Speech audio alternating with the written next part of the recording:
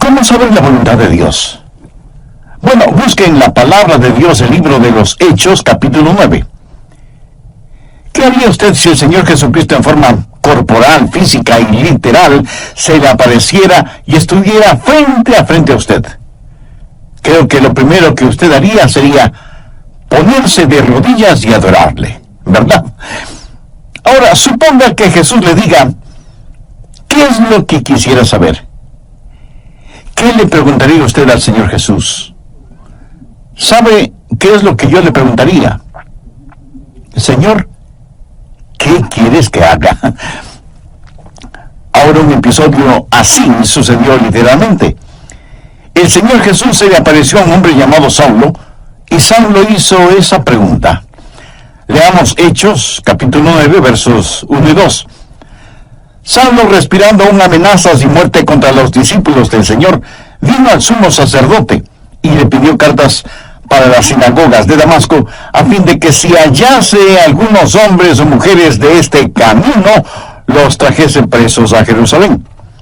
En simple español eso significa que él tenía autorización para perseguir a los cristianos, ponerlos en la cárcel y llevarlos a Jerusalén para que sean enjuiciados. En su viaje, estando cerca de Damasco, una luz intensa que venía desde el cielo lo rodeó. Saulo se cayó de su caballo, y estando en tierra oyó una voz que le decía, Saulo, Saulo, ¿por qué me persigues? Él dijo, ¿quién eres, Señor? Y él le dijo, yo soy Jesús a quien tú persigues. Dura cosa te es dar coces contra el aguijón. Él, temblando y temeroso, dijo, Señor, ¿qué quieres que yo haga? Y el Señor le dijo, levántate y entra en la ciudad, y se te dirá lo que debes hacer. Las dos grandes preguntas que todos debemos hacer alguna vez son, primera, ¿quién eres, Señor? Y segunda, Señor, ¿qué quieres que haga? Esas son dos extraordinarias preguntas. Y el apóstol Pablo invirtió el resto de su vida encontrando las respuestas a esas preguntas. ¿Quién es Jesús? ¿Y qué es lo que Jesús quería que él hiciera? Leí acerca de un joven marinero que hizo su primer viaje a bordo de un destructor, cruzando el océano. El entrenamiento de este joven marinero era impecable, por lo que le asignaron la tarea de sacar ese buque de guerra del muelle y llevarlo de regreso a los Estados Unidos. Era la primera vez que le habían asignado un trabajo tan importante y él quería hacerlo bien. Era un joven marinero muy inteligente, así que en un momento la cubierta del buque se llenó de actividad. El joven da órdenes por aquí y órdenes por allá, y todo se movía con la precisión de un reloj suizo. Y a pesar de lo difícil que es la maniobra de sacar del muelle un buque tan grande, lo hicieron muy bien y en un tiempo récord. De pronto le dijeron al joven marinero que tenía un mensaje del capitán. Y le pareció extraño, porque era un mensaje impreso. Pero lo leyó, y esto es lo que decía el mensaje. Joven, ha realizado un excelente trabajo. Lo ha hecho velozmente, todo de acuerdo a las normas y reglamentos. Pero hay una regla no escrita que no tomó en cuenta. La próxima vez que saque un buque del muelle, asegúrese de que el capitán está ahí a bordo. Este joven marinero hizo todo muy bien, pero dejó al capitán en tierra. Quiero decirle, mi amigo, que no importa cuán inteligentes sean sus planes o cuán capaz sea usted, antes de navegar hacia algún lado, asegúrese de que el capitán esté a bordo. Asegúrese de saber cuál es la voluntad de Dios. Ahora, ¿cómo saber la voluntad de Dios? Busque Jeremías 10, verso 23. Ni del hombre que camina es el ordenar sus pasos. De la vida de Saulo, quien más tarde fue el apóstol Pablo, podemos aprender por lo menos tres cosas, y oro que el Espíritu Santo de Dios las grabe en su corazón. Primero, una guía es prometida. ¿Y qué bendición es esta? Dios ha prometido guiar.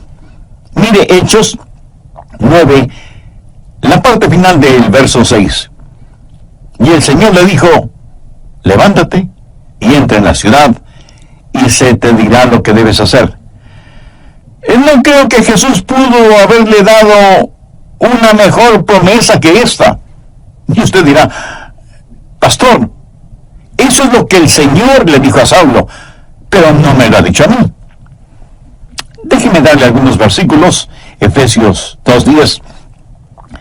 Porque somos hechura suya, creados en Cristo Jesús para buenas obras, las cuales Dios preparó de antemano para que anduviésemos en ellas. ¿Qué es lo que esto significa? Que Dios tiene un plan para su vida. Salmo 37:23. Por Jehová son ordenados los pasos del hombre, y él aprueba su camino. Salmo 32:8. Te haré entender y te enseñaré el camino en que debes andar. Sobre ti fijaré mis ojos. ¿No es esa una hermosa promesa? Y ahora Isaías 58:11. Jehová te pastoreará siempre. Proverbios 3, versos 5 y 6. Fíjate de Jehová de todo tu corazón, y él enderezará tus veredas. Mi amigo, la voluntad de Dios viene a nosotros de tres formas. Primero, viene como su voluntad soberana. La voluntad soberana de Dios siempre se realiza. Nadie puede cambiarla ni detenerla.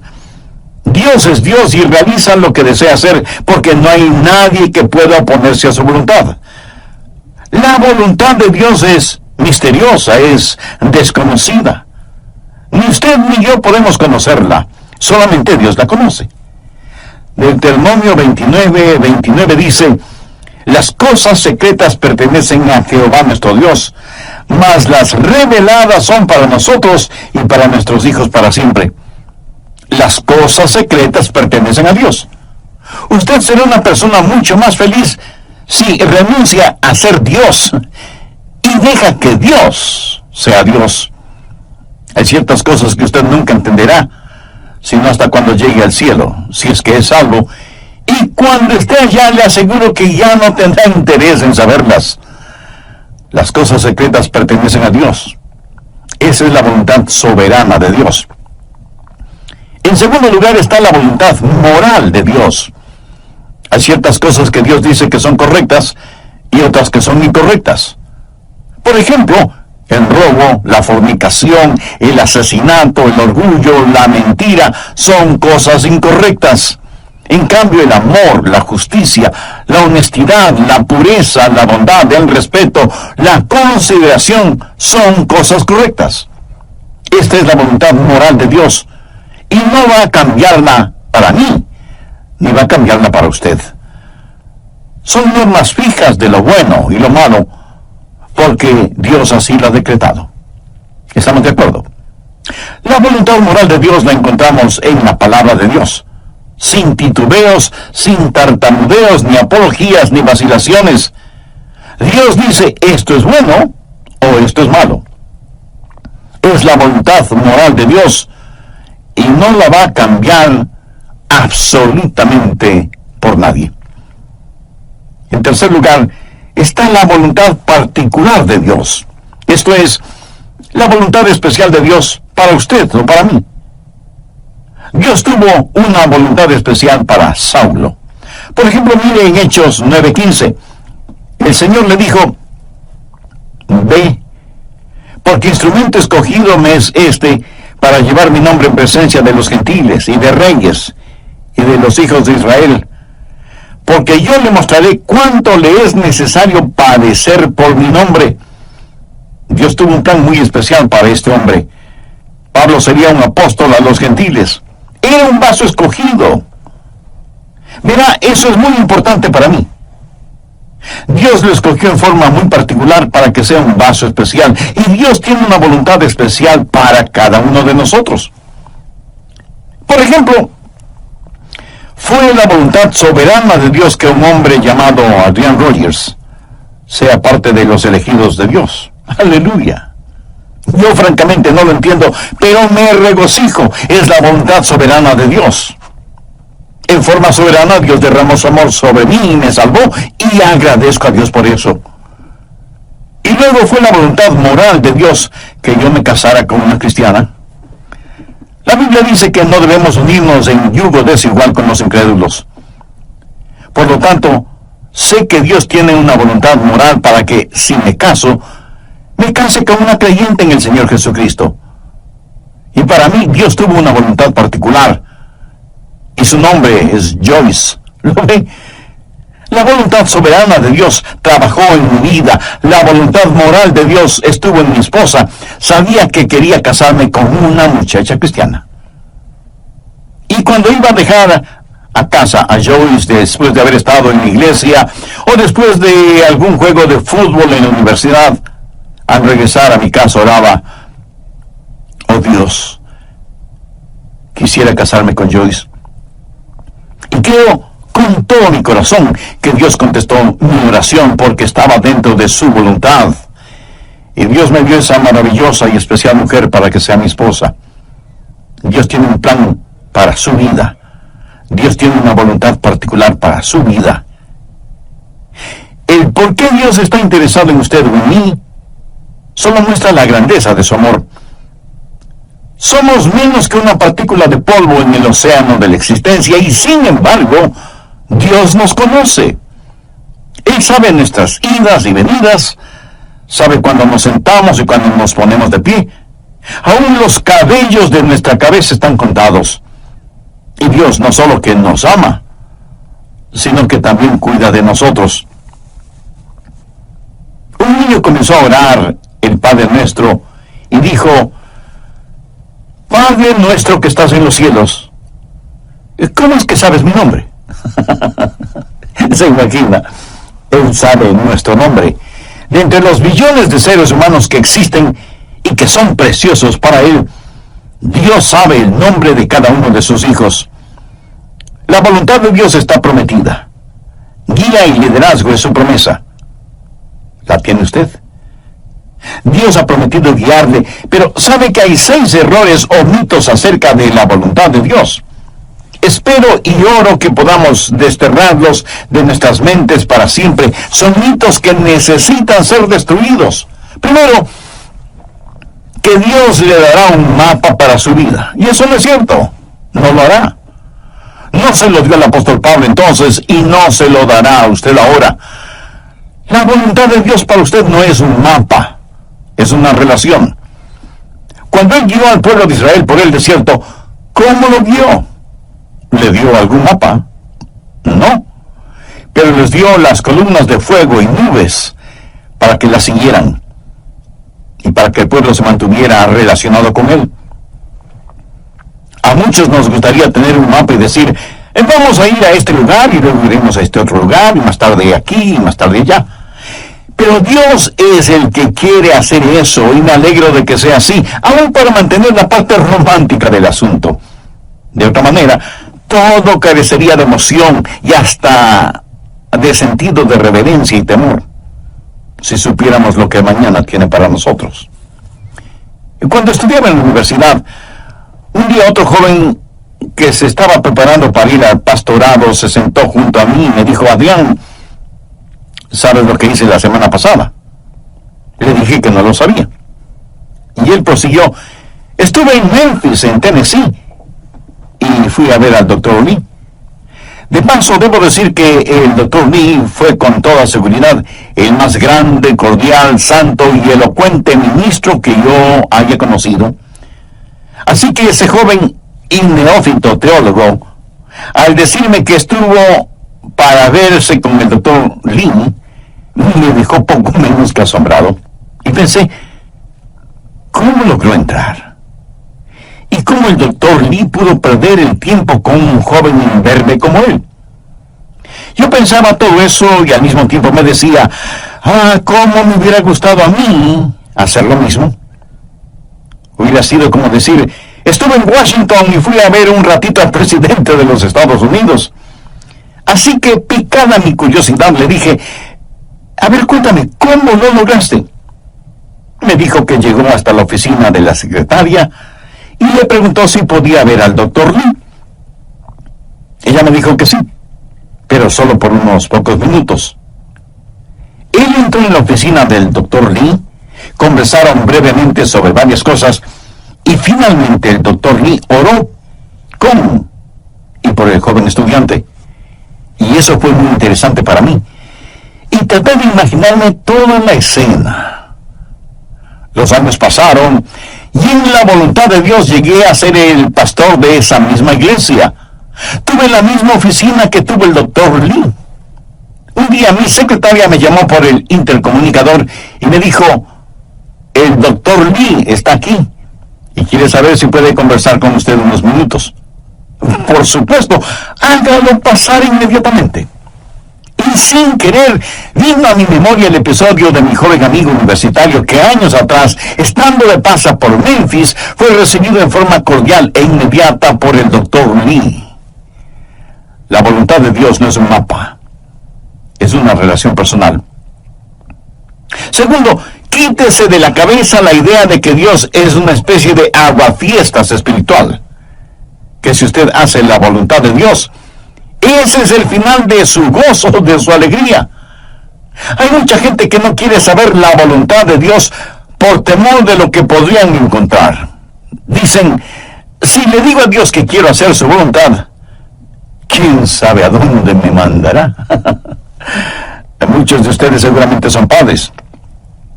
Suponga que un día su joven hijo de 14 o 15 años viene y le dice: papá, estoy convencido que eres un hombre bueno, piadoso y sabio.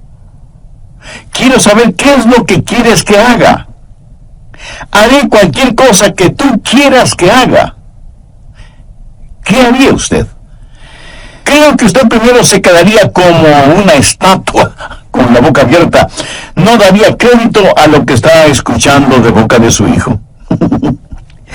El segundo, como un sonámbulo, iría donde está su esposa y le preguntaría: ¿escuchaste lo que nuestro hijo dijo? Pues veamos qué podemos pedirle que haga para hacerle la vida miserable. Se va a arrepentir de haber dicho lo que dijo. ¿Qué es lo peor que podríamos pedirle que haga?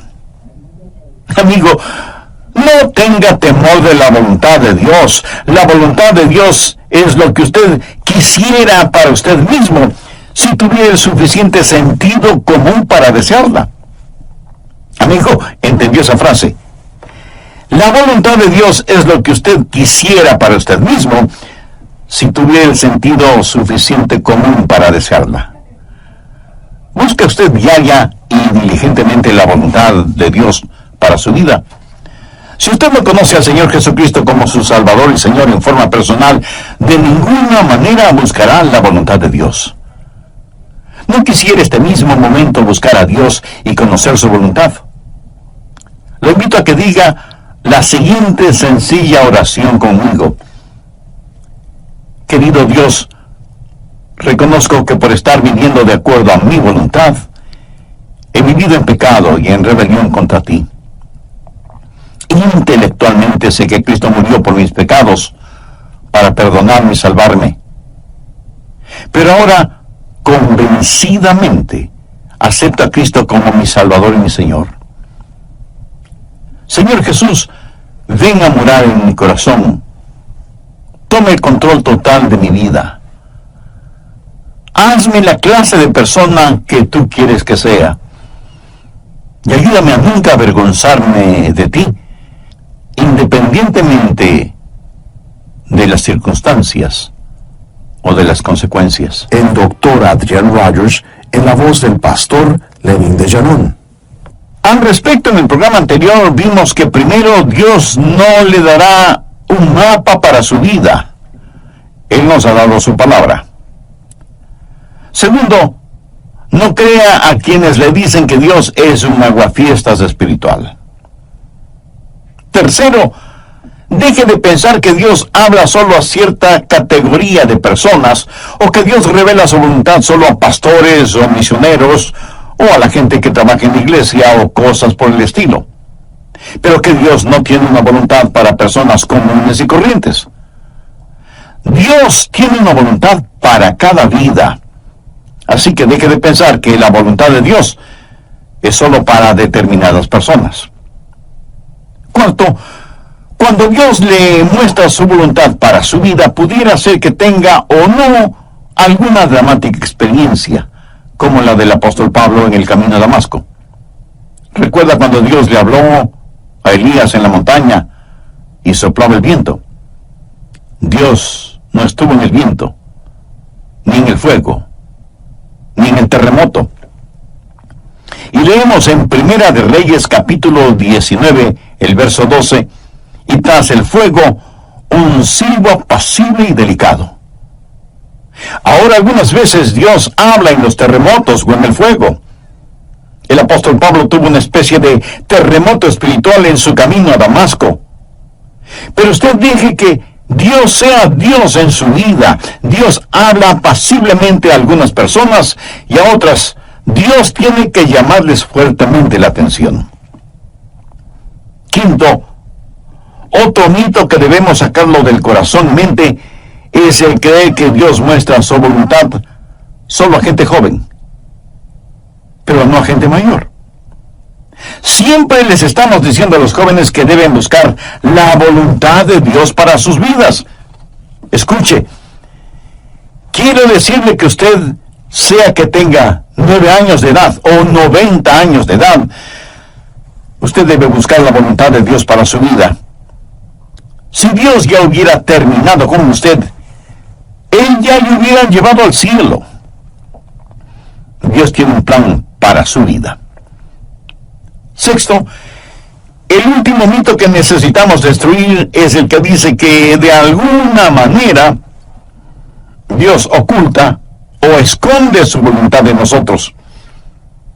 Pensemos nuevamente en el joven que está frente a su padre, quien le dice: hijo, hay algo que quiero que hagas, y si lo haces, te daré una buena recompensa. Pero si no lo haces, te llevaré a tu cuarto y aplicaré la vara de la disciplina donde termina tu espalda. Y el hijo responde: bueno, papá, ya que lo explicas de esa manera, ¿qué es lo que quieres que haga? Y el padre le responde: pues no te lo voy a decir.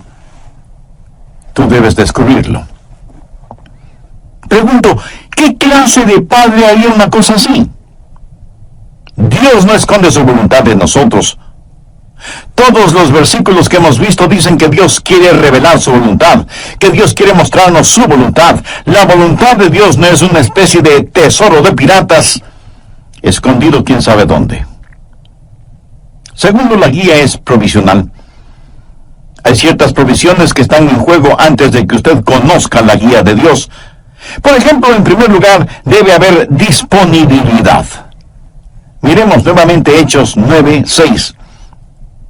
Él, temblando y temeroso, dijo: Señor, ¿qué quieres que yo haga? Ahora, eso presupone que él quiere hacer lo que Dios quiere que él haga. Mucha gente quiere hacer su propia voluntad, pero que Dios ponga su sello de aprobación. Son como las personas que buscan un arquitecto porque quieren construir sus casas, pero en realidad lo que quieren es que el arquitecto interprete y diseñe lo que ellos tienen en mente. Y eso está bien cuando se trata de construir una casa, pero no está bien cuando se trata de construir una vida. La pregunta de Pablo fue: Señor, ¿qué quieres que yo haga? Eso quiere decir: Señor, tú estás en control, no yo. Encaminará a los humildes por el juicio y enseñará a los mansos su carrera. ¿Es usted humilde? ¿Manso? Si no lo es, usted no estará disponible. Si no lo es, no conocerá la voluntad de Dios. Pero no solo debe haber disponibilidad y mansedumbre, sino también, y en tercer lugar, debe haber apertura. Apertura. Pablo buscó la voluntad de Dios inmediatamente, y él oró y dijo: Señor, muéstrame tu voluntad. ¿Ha estado usted abierto a la voluntad de Dios? Y no es cuestión de simplemente decir: si Dios quiere mostrarme su voluntad, lo hará. Ahora, orado usted en forma honesta y sincera diciendo, Señor, yo quiero conocer tu voluntad? ¿Se reporta usted para servicio diario delante de Él? Después de conocer al Señor Jesús, usted va a ser como Pablo y decir, Señor, ¿qué quieres que yo haga? Y aún hay otra provisión. Hechos 9, versos 8 y 9. Entonces Saulo se levantó de tierra y abriendo los ojos no veía a nadie. Así que, llevándole por la mano, le metieron en Damasco, donde estuvo 3 días sin ver, y no comió ni bebió. ¿Puede imaginarse eso? Aquí está este hombre que capturaba y encarcelaba a muchos, y ahora ciego, es tomado de la mano para ser guiado. Ahora es un hombre dócil, se ha rendido, ha cedido ante la presencia de Cristo. La Biblia dice que debemos presentar nuestros cuerpos como sacrificio vivo. ¿Puede usted decir que así lo hace diariamente? Señor, tu voluntad, sin vacilaciones, sin reservas, donde quiera, a cualquier hora, cueste lo que cueste. ¿Se atrevería usted a decirlo? ¿Se ha rendido completamente a la voluntad de Dios? Decimos, Señor, yo quiero conocer tu voluntad. ¿Está listo para hacerla si Dios le mostrara su voluntad? Tercero, es una guía práctica. Dios nos ha dado formas muy prácticas para que podamos conocer su voluntad, y están aquí en su palabra. Una de las formas de conocer la voluntad de Dios es por medio de los milagros. Miren lo que le sucedió a Saulo. Estando en el camino rumbo a Damasco, cuando repentinamente le rodeó un resplandor de luz del cielo, y cayendo en tierra, oyó una voz que le decía, Saulo, Saulo, ¿por qué me persigues? Dios puede hablarle a usted por medio de visiones, o por medio de sueños, o por medio de una voz audible. Dios puede hablarle y guiarle por medio de un milagro. Y me apresuro en decir que normalmente Él no nos guía con milagros, pero de vez en cuando lo hace. Ahora, toda vez que tenemos la Biblia completa, esa clase de milagros no son necesarios en la actualidad, y no es la forma normal de Dios para guiarnos. Pero lo menciono porque está en la palabra de Dios. Pero si usted tiene una visión, o un milagro, o un sueño, o lo que sea, será mejor que las compare con las otras cosas que voy a mencionar para ver si encajan unas con otras. Y no es una mera autosugestión. En segundo lugar, Dios le hablará y le guiará por medio de su palabra. Y si usted pregunta, ¿le guió Dios a Pablo con su palabra? Amigo, es mejor que lo crea. Verá, primero, él era un rabí y conocía muy bien la palabra de Dios, el Antiguo Testamento. Segundo, hace poco él había escuchado un sermón en los labios de uno de los más grandes evangelistas de entonces, un hombre ungido y lleno del Espíritu Santo cuyo nombre fue Esteban. Y cuando el santo Dios le habló a Saulo, le dijo, dura cosa te es dar coces contra el aguijón. Pablo estaba lleno de la palabra de Dios, y es la palabra de Dios la que guía. Anota en margen el siguiente versículo, Salmo 119, 115. Lámpara es a mis pies tu palabra, y lumbrera mi camino. Mucho de la voluntad de Dios para su vida se encuentra en la Biblia, mi estimado amigo. Por ejemplo, la voluntad de Dios es que usted no se case con una persona no creyente. Así lo dice su palabra.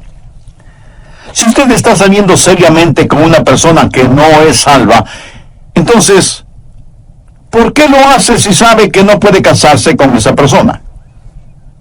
Muchas veces usted conoce la voluntad de Dios al leer la Biblia y dice, bueno, Dios me está guiando a que me divorcie de mi cónyuge y me case con otra persona. Mi amigo, esa es una ignominiosa mentira. Es una mentira atrevida. Y es una absurda arrogancia de su parte el orar y pedir que Dios le muestre su...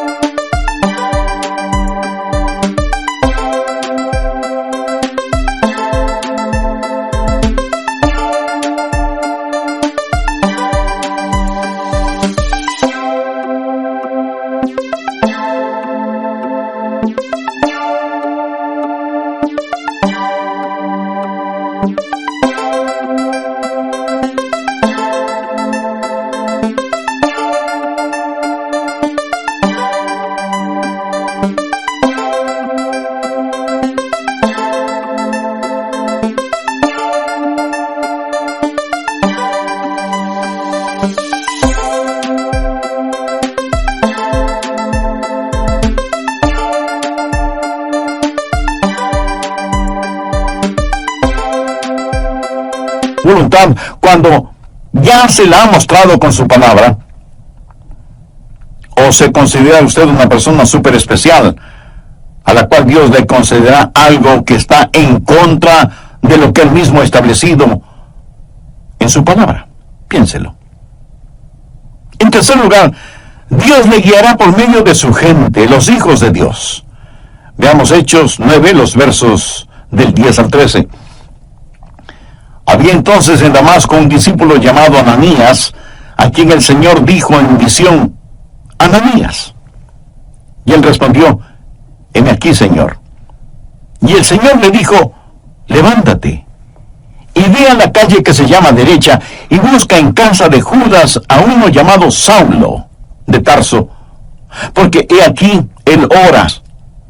Y lo utilizó para confirmar su voluntad en la vida de Saulo. En Proverbios 24:6 leemos: en la multitud de consejeros está la victoria. ¿Qué quiere decir eso?